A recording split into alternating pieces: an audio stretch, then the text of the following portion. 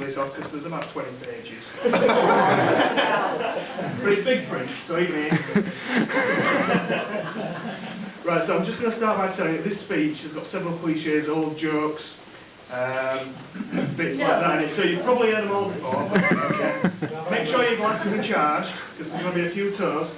And I don't want you swinging it all at once because, like I say, there's several toasts. So Carla, just don't be necking it all in one. Right, so the speech has to begin with distinguished gentlemen, ladies, guests of no particular distinction, thieves, tramps, custodians.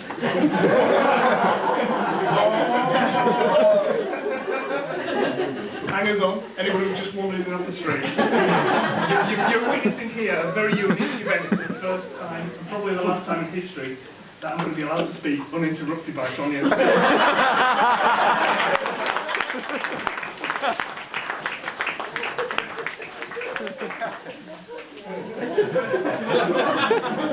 He never dropped that, never.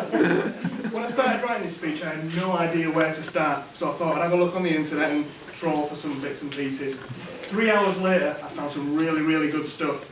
But then I remembered I was supposed to be writing a speech.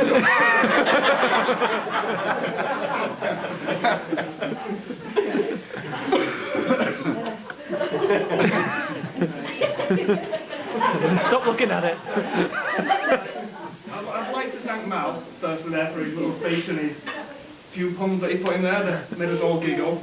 And I'd also like to thank him for paying for all this. I'm only kidding, you don't need to get the key for his I mean, it's lovely to see so many people here today that have actually come to celebrate this wedding with us. And I'd like to thank you all for your gifts and for coming and everything, especially those of you that have given us cheques with your bank details on. So direct debit. It's just a gift that keeps giving, isn't it? It's impossible to have everybody who would have liked to have here today.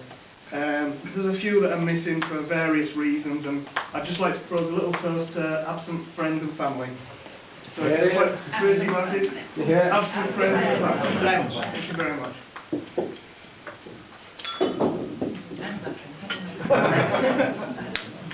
And again, I'm going to thank Mal again, including Michaela in this one.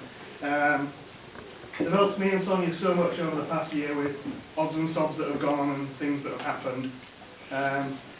They've been really, really good to us, and I know that Sonia counts the blessings for every day that they're in our life. And I'd like to thank them personally for welcoming me as a friend into their lives from day 2. I've got over it now. So again, another toast. Let me finish that, Carol. Mal and Michaela. Mal and Michaela. Good luck.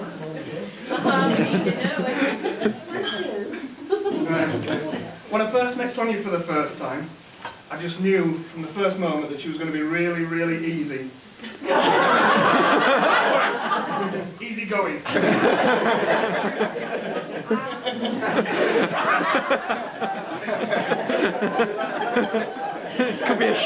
Could be a short marriage, this.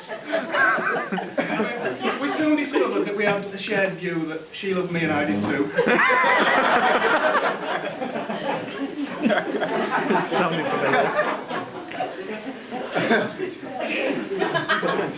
When Sonia first moved over, she got a transfer over from Halifax over to Hull, and she got about, a week's notice. So we didn't really have much time to find anywhere to live. So we knew it was going to be an uphill task, so Mum and Dad came to the rescue, and out of the generousness of their heart, as Mal's already mentioned, they let us move into their shed.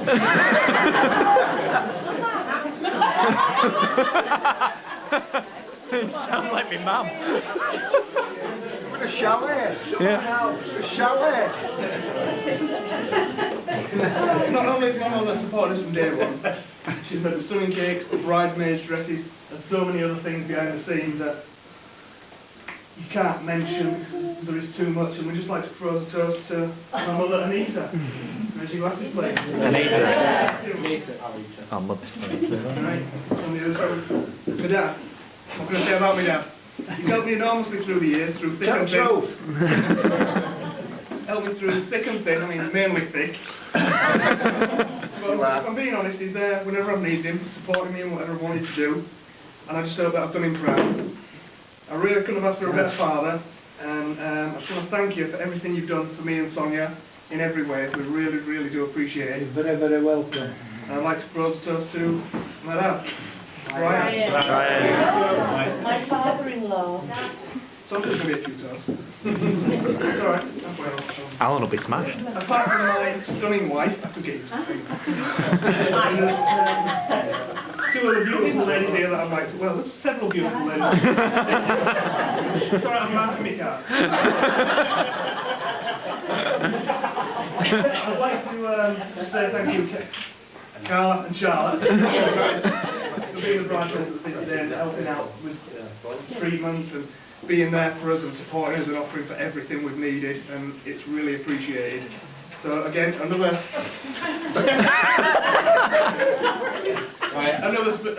toast to the bridesmaids. Bridesmaids.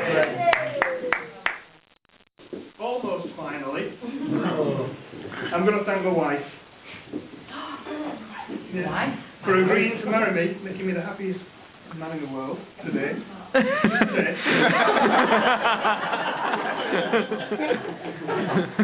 think she'll agree that when I saw her today, I was tearing up.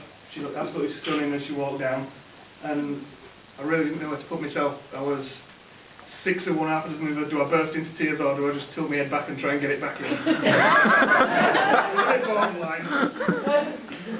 To say that you don't marry someone you can live with, you marry the person you can't be without. And that's what I've done today. Oh, It's hard to single out the one thing about why I love Sonia. It's the fact that she makes me happier than I ever dreamt I could be. Lovely. And I intend to spend the rest of my life making sure that I do the same for her. Good. So, only another 6 pages. There's an unwritten rule of wedding etiquette that nobody should look as handsome as the groom. I'd like to thank Mark, Alan, Gary. Just for sticking to that.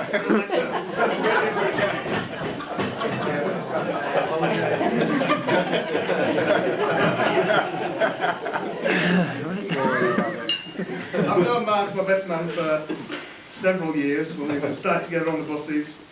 He's been there for me during the dark times, when things have gone wrong. He's been there with an encouraging word and always a bottle of beer ready for me.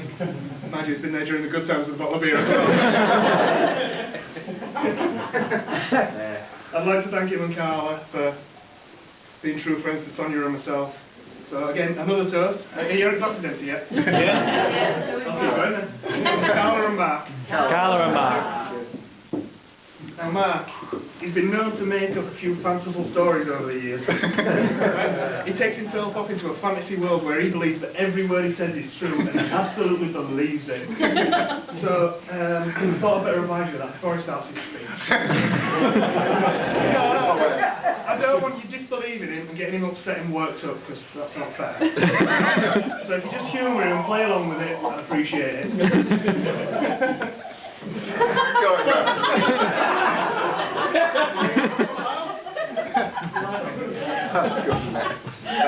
And again, I'm going to go back to Sonia, because I've got pages in my mind now. I know Sonia's put a huge amount of effort into this, and the stress and things that have gone on, and that she's dealt with them all in her stride sometimes. I've been living with Sonia for a couple of years now, and learned valuable lessons about how to be with Sonia. I mean, like, when I'm wrong, I just admit it. When I'm wrong, when I'm right, I keep quiet. Seriously, sir, I'm going to use the old cliche that it's true today that I didn't just marry the woman I love. I married my best friend, my soulmate, the person I was meant to be with. I've never had a problem finding the words apart from today. Now I'll express my love for Sonia. I won't be able to stop if I start going again, so I'm going to leave it there with Sonia. That I'd just like to propose a toast to my beautiful wife, Sonia. Sonia. And I know I've kept you long enough, because I was going to keep this speech just nice, like a little mini skirt, you know, short enough to cover the essentials, but sorry, long enough to cover the attention, but short enough to keep your attention. Right, I'm not going to stand here anymore. This is my last little bit, and all I'm going to do is hand over to Mark with a load of stale second-rate jokes. I've got no more. And I know that he's full of them, so I'd like to hand over to my best man, Mr. Varley.